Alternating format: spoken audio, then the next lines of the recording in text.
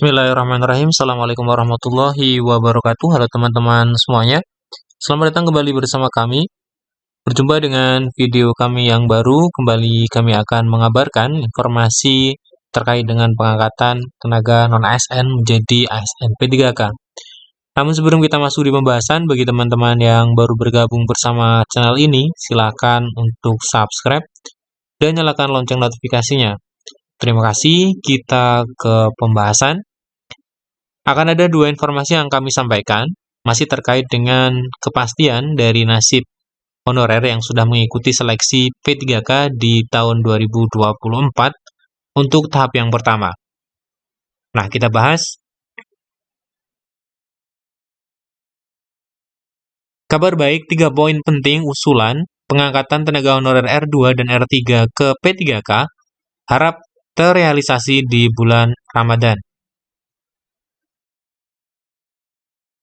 Kita lihat mengenai usulan R2 R3. Jadi R2 R3 dalam proses pengangkatan mereka menjadi ASN P3K itu masih meninggalkan problematika tersendiri ya, karena problematika tenaga honorer ini masih menjadi perbincangan hangat di masyarakat. Sebab tenaga honorer atau non-ASN mereka memiliki perbedaan yang signifikan dibanding dengan ASN di berbagai aspek, seperti kepastian hukum hingga kesejahteraan jauh dari harapan, apalagi mereka tenaga honorer juga bagian tulang punggung negara, terutama sektor pendidikan. Sudah menjadi sebuah rahasia umum ya, karena di sektor pendidikan itu memang bertumpu pada tenaga honorer. Nah, usulan honorer R2 dan R3 untuk mengisi P3K, maksud kami DRH P3K, itu sudah disampaikan kepada Kemenpan RB. Jadi langsung disampaikan ke Kemenpan RB dan sudah ditemukan, artinya sudah bertemu dengan Bapak Suryo Hidayat. Beliau adalah perwakilan dari Kemenpan RB. Nah, asosiasi atau forum honorer R2 R3 ini menyampaikan usulannya kepada Kemenpan RB melalui bantuan dari Pak Mardhani Alisera. Nah, 3 tuntutan itu kita coba lihat. Yang pertama adalah percepatan proses pengisian DRH P3K. Nah, pengajuan permohonan agar mereka R2 dan R3 mengisi daftar riwayat hidup sebelum tahap seleksi P3K berakhir, tahap 2 berakhir. Mereka berharap proses ini dapat dimulai bulan Maret, artinya di bulan puasa ini, mengingat banyak tenaga honorer yang sudah mengikuti seleksi dan terdata dalam database BKN. Ya, karena memang fokus pemerintah di tahun ini atau di pelaksanaan P3K di tahun 2024 itu memang berfokus kepada honorer yang masuk dalam database BKN. R2 dan R3 merupakan honorer yang sudah masuk di database BKN. Artinya mereka menjadi target utama dalam penyelesaian tenaga honorer ini. Namun ternyata di berbagai daerah itu sudah menjadi tenaga outsourcing. Nah, ini menjadi permasalahan sendiri. Oke, maka dari itu tenaga honorer R2 dan R3 ini mengusulkan kepada Kemenpan RB untuk melakukan percepatan pengisian daftar riwayat hidup. Nah, kemudian selain itu juga tenaga honorer itu banyak yang memasuki usia kritis.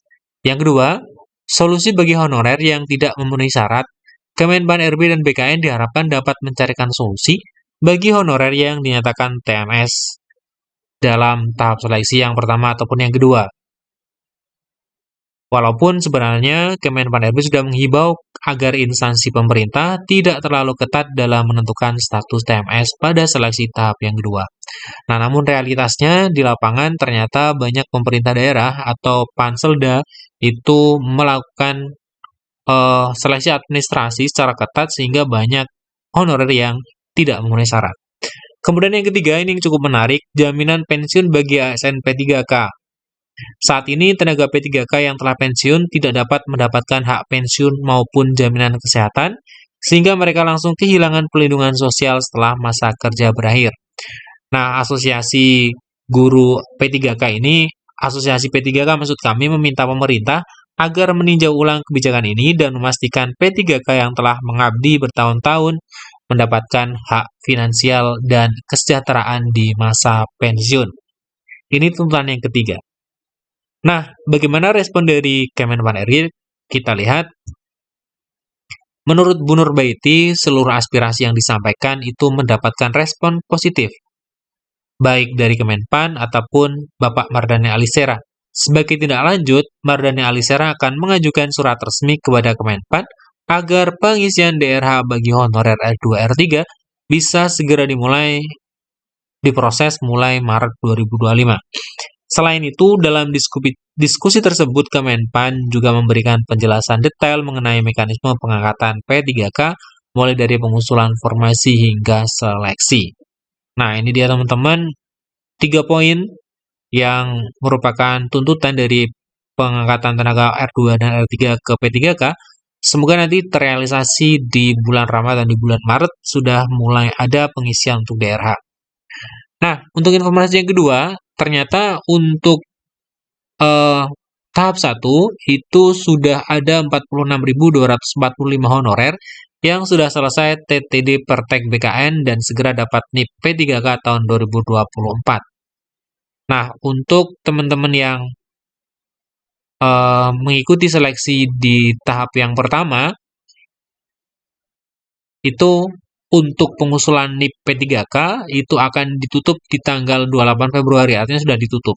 Nah, dipastikan honorer yang terdaftar di Pangkalan Data BKN akan menerima NIP pada tahun 2024, NIP P3K tahun 2024. Nah, hal ini dibuktikan ada 46.000 honorer yang telah melalui tahapan tanda tangan pertimbangan Pertek dari Badan Kepegawaian Negara.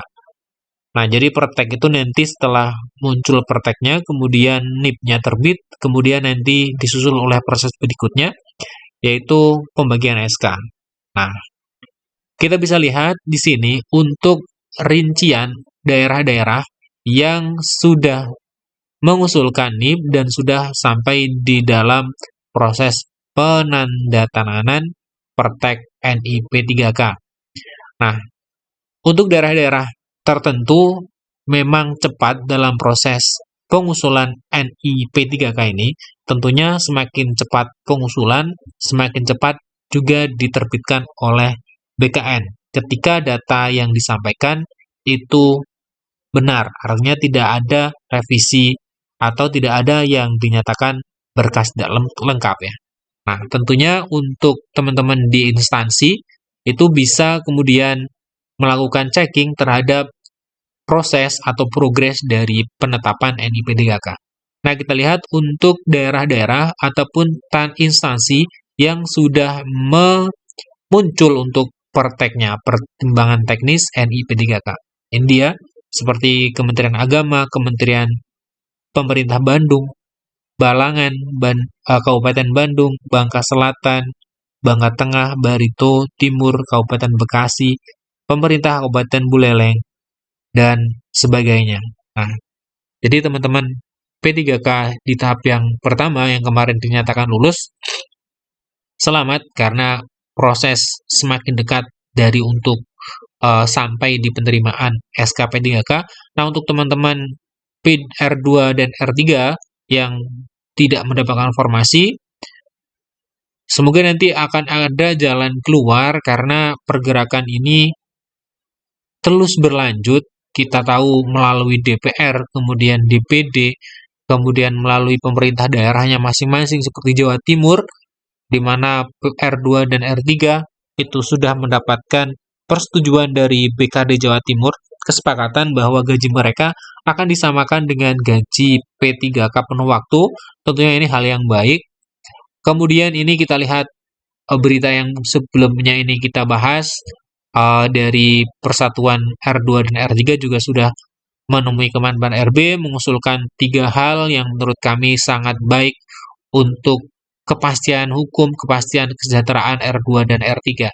Jadi untuk teman-teman R2 dan R3 tetap semangat, yakin masih ada jalan, semoga nanti sebelum P3K tahap 2 ini selesai, teman-teman R2 dan R3 sudah bisa mendapatkan kepastian. Ataupun nanti ketika setelah tahap 2 selesai, semoga nanti ada optimalisasi, ada tambahan formasi, sehingga nanti R2 dan R3 bisa mendapatkan formasi. Terima kasih teman-teman sudah menyimak video kami. Sampai jumpa di video berikutnya. Terima kasih. Assalamualaikum warahmatullahi wabarakatuh.